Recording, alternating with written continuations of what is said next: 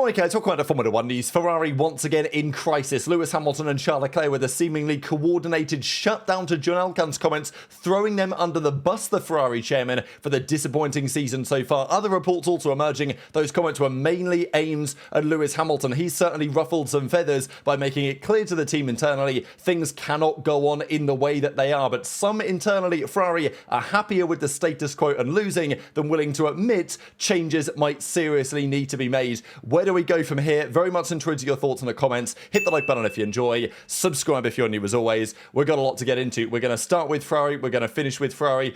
This is the first thing to say. There will be a Ferrari on track in Imola. It's going to be the SF23, good in qualifying a couple of years ago. Cadillac are using it. They're trying to get some prep in for next season. They got Ferrari engines next year, so they're going to use an old Ferrari. It's not going to be red, though, like Ferrari. Apparently, it's going to get painted black, and it's going to be Checo Perez behind the wheel in a few days' time. So 13th, 14th of November, this Thursday and Friday, Perez will be in Imola in a Ferrari that won't look like a Ferrari, prepping for Cadillac next year. The other pre-Ferrari drama I wanted to get into was this. So Alpine did this tweet, and I find this quite remarkable that this was approved or went through the checks. I don't know, because the team loves Alpine and other teams, but you guys remember when Colapinto, things didn't go so well, and there was talk about maybe Doohan coming back in, or even when Doohan was in the team at the start of the season, and many Colapinto fans wanted Colapinto in instead. You know what the comments are like in the comment sections of those social media posts, right? We've seen it before. Now, they decided to put this tweet out yesterday, which I thought was somewhat misguided. It's not wrong, but does it send the right message, right? So the team has had a horrific run of form. Colapinto and Gasly, they've tried their best, right? Colapinto has scored 0 points this year. Doohan scored 0 points. But Colapinto has arguably done enough based on his, let's say, delta to Gasly to have earned that seat for next season. That I understand. He's done a reasonable job as of late.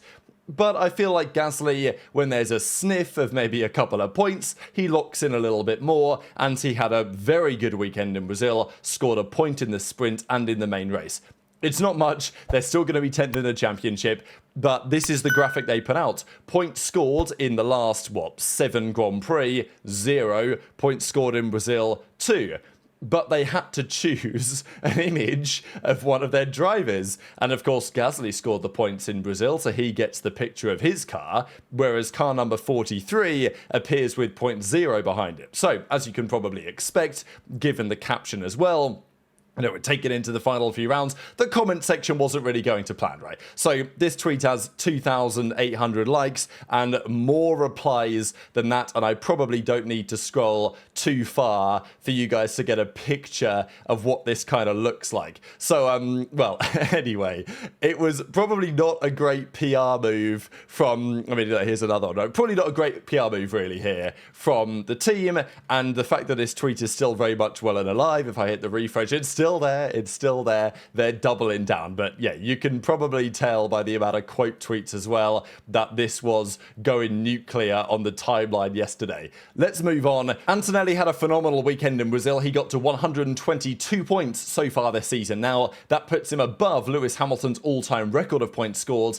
in a rookie season. However, of course, we know that that is rather misleading. Back when Hamilton and Villeneuve were rookies, the point system was rather different. If you update that, I think Villeneuve had in the low 200s, 220 or so points. Hamilton holds the updated record at 265, but it's still impressive what Antonelli has done towards the end of this year. We know that he had some shocking stints in Europe earlier this season, but Brazil was kind of the first time that for a full weekend, start to finish, he was comprehensively faster and stronger in every respect than George Russell was. That's quite something to say for a driver in Russell, who has been absolutely one of the drivers of the season so far. So, quite the weekend from Kimi. I was expecting some weekends like this from him this season. They took a while to be here, but as of late, he's definitely turned it around. But let's talk about Ferrari. I know that's what you guys are here for. If you guys didn't see yesterday's video, John Elkann made his comments clear on the state of things in the team. He says, the mechanics, they're doing a great job. The engineers, they've improved the car. Yeah, I don't know so much about that. Fred Vasseur, we back him, that's what he said. But the drivers, they got to focus more on the team and they got to talk less, right? These were, his comments. He spoke. I mean, it was like some event anyway. And he was like, you know what? I'm just going to make some incendiary remarks. Why not? That's going to be great, isn't it, for the team? He talks all this about unity. The poor guys driving the car, first of all, they've got to drive the Lift Coast 25. That's punishment enough. And secondly, they've got to turn up to Las Vegas and get bombarded with media questions because their chairman has basically thrown them under the bus. So this was the full comment. I'm not going to read it again, but there you go, right? If you guys didn't see yesterday's video. We, of course, did get some further reactions to this. I also thought it was funny how he said, if you look at the championship, our mechanics are winning. Of course, what he's referring to there, as the race pointed out, is the DHL standings. So the DHL do this kind of pit stop ranking, and Ferrari have done well there this season. So congratulations, right? Where's that got you in the championship? Not very far. And this is the point. Yes, you could criticize the drivers. We'll look at some of the comments that Hamilton has made, certainly that Leclerc has made this season, and you can argue from a Ferrari perspective, it might be better to tone some of that language down. Fair enough. But also, if you've got drivers who want to win races and win championships and they don't have the machinery to do so, they're going to be frustrated. I mean, some of the comments that Fernando Alonso has made this year about that Aston Martin and their team are very incendiary. But that's just what comes with the protocol, right? You put drivers that expect the best and they don't get it. Yeah, they're not going to be very kind to you in public. And I think Hamilton has actually been reasonably kind. He said a lot of good things about the team, the belief in the team, like belief in the people and all this. He's actually not been particularly critical of the team. He's complained a bit about the car sometimes. Leclerc has been more critical of the team and the way that things are happening, understandably, because Leclerc has been there for so many years now and nothing has really changed. But also, you cannot try to argue that Leclerc doesn't live, breathe, and love Ferrari from the deepest elements of his heart, right? So the fact that John Elkann would come out and make these comments, I thought was quite remarkable. He talks all this about when everyone's together, great things can be achieved. It's like, well, hang on a second. Are you not directly contributing to that feeling of disunity or whatever in the organization? As Ferrari say, pushing forward together. They put some nice pictures out there. So does John Elkann know about this idea of trying to be together? So let's just go through some of the things that have been said this year and what it means going forward, and especially what it means for Hamilton's piece of the puzzle, because we know that since Kimi Räikkönen lifted the championship trophy in the World Drivers in 2007, they've had a lot of great drivers in that team. A lot of world champions. Alonso, Vettel. Now Hamilton's come in. Leclerc, unbelievable driver on his day, for sure. Probably the second best driver of last season behind Max Verstappen. Look where we are today. So Fred Vasseur made these comments back in June and said, very interestingly, so this is when there was all these rumours that he was going to get ousted, that John Elkann wasn't happy with him, they wanted to put their WEC top man in charge instead. And again, John Elkann talks all this about, oh, well, in WEC we won. It's like, well, yeah, in WEC there's balance of performance, right? There's lots of controversy on the state of that championship, whether Ferrari really did do the best job or, yeah, I'm not going to get into that topic today. But the point is there's a bit of nuance here, not just to say, oh, well, we won over there, so we should be winning here. And the people that are driving the car are at fault somehow. It's like the Simpsons meme where he's like, am I out of touch? No, it's the children who are wrong, right? It's like, no, the drivers are not at fault. And okay, whatever, let's just get into it. So Fred Vasseur said in June, we must ask ourselves the right questions if Ferrari hasn't won for years. We've changed the team principle. We've changed the drivers. We've changed everything except one thing. So look, Fred's position on this has been and will continue to be clear. The drivers are clearly not the problem. You can criticize the drivers. You know, you could criticize Hamilton for his performance in recent rounds or whatever. You could criticize Leclerc for his performance at times this season, or his words, or, you know, Miami was a disaster, whatever. You know, there is criticism. Every driver can be criticized on occasion. The point is that is clearly not the primary issue, right? Even if Ferrari's drivers were absolutely maximizing the car every weekend and they nailed it, okay, congrats, you're second in the championship. McLaren have still won the title so many rounds ago. You look at their drivers, yeah, quality drivers, Norris and Piastri, but not world champions, at least not yet, not drivers with experience fighting the big dogs for many years in a row. And look what they've achieved just a few short years after running around at the back of the grid in 2022, right? So it's very clear the drivers aren't the cause of this issue. So what was very interesting is Giuliano De Chessa, who writes for Auto Racer, a very close publication with Ferrari, a lot of the journalists for Auto Racer came out and said, wow, we were not expecting those comments from Elkann. This was a bit of a shock. So they decided to do kind of like an opinion piece on it, really, from their understanding. De Chessa said this: "It is no secret that not all of the senior engineers have been happy with the comments Hamilton has made this season, nor is it a secret that a certain group of long-established technicians are resistant to changing their ways based on input from someone coming from the outside." The same thing happened in Vettel's time, who, unlike Schumacher, arrived from Red Bull without the right support structure around him. Hamilton has already made it clear in his own way he has no intention of becoming the next victim, pushing against the system and shaking things up. Not everything he said was necessarily correct, but from Lewis's point of view, it's better to do that than to stay passive and allow Ferrari to still run itself into the ground. I think this is the point. Okay, Elkann can criticize Hamilton for talking too much or whatever, but I think Hamilton genuinely wants the best for Ferrari. And yeah, his individual performance I don't think it's been as bad as some people are suggesting this year.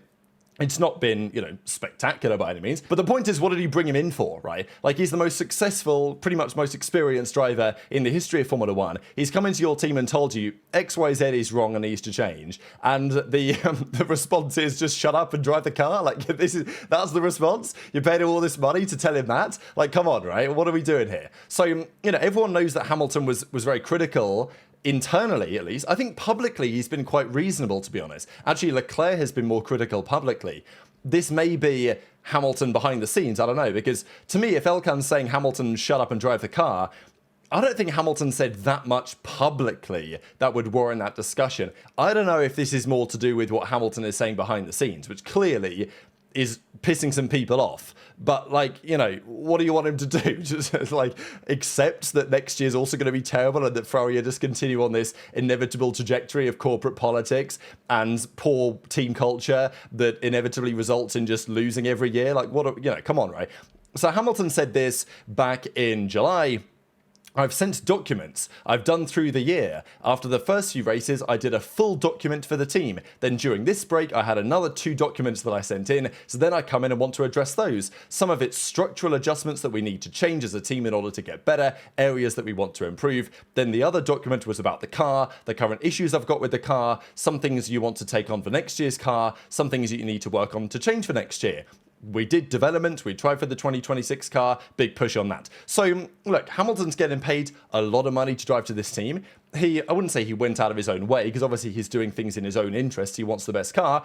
But, he's put together documents. He's given them to the team and he said, hey, these are things that I see in Ferrari's structure that I didn't see when I won at McLaren, when I won at Mercedes. Something to think about. The way that De Chessa describes it is like, he's not necessarily right on every topic. Maybe there are some things that, are there for a reason or whatever. But Hamilton wanted to make comments on those, so at least the team would discuss it and come to a conclusion on what was the best path forwards. That does not seem the direction that at least some in the team want to take. Now, that's inevitable, right? There will always be some technicians, as was described by De Chessa, that they're stuck in their ways. They've been at Ferrari for a very long time. This is the way they do things. And if Hamilton wants to come in and tell us we've got to do it differently, we're not going to be happy with that. That is going to happen. But you've got to have a boss who is going to be willing to take some level of risk to actually change that setup and change that system, right? Fred Vasseur seems very willing to do so. It does seem like he's tried to make a push internally to radically change things, to try and push the team in the direction they may well need to go from a structural, from a cultural perspective. And he has Hamilton and Leclerc's backing in that sense. Vasseur, we think, nearly got cut by Elkann earlier in the year. Now he says, oh no, we're very united and we're all behind Vasseur. But now, we're not behind the drivers, right? So De Chessa then also comments and says, okay, Elkann commented the car had improved, but is that really true? Is the car any better than it was at the start of the year? Certainly not in a relative game compared to the other cars. So that was that comment. Corriere then said that Elkann's comments were primarily directed at Hamilton. The honeymoon was already over, but now it seems there's a falling out despite the multi-year contract. Elkann is disappointed performance-wise, certain attitudes, mistakes and lost chances. And okay, has Hamilton been flawless on track? No. But does Hamilton have the best interests of Ferrari at heart with the direction that he's trying to take internally? I think yes, and surely that is what should matter to Ferrari, and that was kind of the point. As I say, Leclerc himself has been very critical. I would say Leclerc has been more critical publicly of Ferrari this year than Hamilton has. And he's well within his rights to do so, of course, given all that he's given for the team. He said back in May, "I'm not accepting the lack of pace, it's just not good enough." Let's not forget as well on the radio, this was in Hungary, when he thought he could have won. Then they raised the right height of the car in the final stint by pumping up the tyre pressures. Then he lost all performance, and he said, "We've lost all competitiveness. I would have found a way to manage those issues. You've got to listen to me. It's undrivable. It's a miracle if we finish on the podium." And yeah, so those are just some examples of that. So yesterday night, with all this going on, there was what seemed to be kind of a coordinated response by Leclerc and Hamilton. So Leclerc tweeted this out: "A very difficult weekend in Sao Paulo. Disappointing to come back home with nearly no points at all for the team after a critical moment of the season. But this is what was notable. It is uphill from now, and it's clear that only unity can help us turn that situation around." So, you know, it couldn't be any clearer that he is at least referring in some way to what Elkann said about unity, right? Like, there's just no way he would tweet this, because it's a strange thing to tweet. You don't need to tweet it. The drivers often don't say stuff like this, but for him to specifically say that we need to be united, and he's got a picture, of course, of himself and Fred Vasseur in the shot. That's the one piece. The other one from Hamilton was probably more on the nose. He said the following: "I back my team, I back myself. I will not give up, not now, not then, not ever. Thank you, Brazil, always." So again, right, I back my team, I back myself, I won't give up. It doesn't get much clearer than that, I think, that he's responding, and Leclerc as well, to what John Elkann had to say just a few hours before. So it's chaos, right? You just don't see this at other teams. I think that's the point. Max Verstappen was critical of Red Bull. Red Bull at times were even, I wouldn't say critical of Max. You know, there was occasional talk about, well, you know, we're not just a one-man team, or, you know, there's no individual that's bigger than the team and all this. Red Bull do occasionally say those things, but you know how much Horner, and I know that Horner, he was the team principal, but also effectively the overall boss and the CEO, he would back Verstappen to the hilt. It doesn't matter what's going on. That team, even if things were chaotic internally, it always felt like, from a public-facing perspective, that you know, they were trying as a team to move in the right direction. You just don't get comments like this from top brass at teams that aren't Ferrari. Maybe, you know, Alpine or something, right? But like, it's just so clear that there are so many ingrained problems in that team that, you know, Hamilton, I think, whatever you think of his performances this season, is absolutely well positioned and within his rights to try to whatever he can, really. And I'm sure that Leclerc backs him on this as well. Leclerc may not want to say it, but I'm sure that he echoes similar assessments. And if that doesn't change, if the answer from top brass is this is how it is, unlucky, drive the car, then, you know, not only Hamilton and probably Leclerc will be finding their way out of the team in the near future. So very much interested to your thoughts in the comments. Just the one final thing. These were the Aramco power rankings on the weekends. Again, controversial as ever. There's actually quite a lot to say about this. I'm probably not going to say too much, but I thought it was interesting. The topic is always about, should drivers get 10s at it? Like, what is a 10 weekend? Right? What clarifies as a 10? Because Lando dominated this weekend, as we know. He was number one everywhere, qualified on pole for the sprint, won the sprint, pole for the main race, won the race. So what more could he do, I guess, is the argument there. Fair enough, I think. I don't know, right? I mean, 9.6 is pretty good.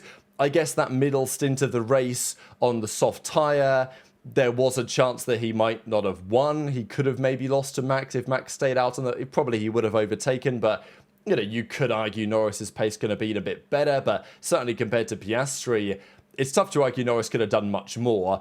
But I do think that weekends that deserve a 10 have to be like so exceptional, in my opinion. If I was to give, especially if you're rating down to the points, decimal points, right? you've got to, a 10 weekend is something that should only really happen a couple of times a season. So I can understand this. The Max one is interesting, a 9.6 as well for him. Look, the race on Sunday was a 10, right? Difficult to argue against that, unless you want to say that he should have overtaken Antonelli at the end. But I guess you could argue that from Max's side, the qualifying was the car more than him.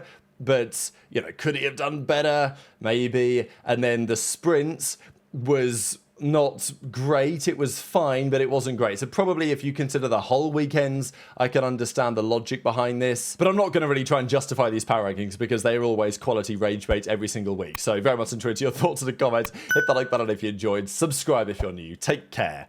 And I'll see you next time.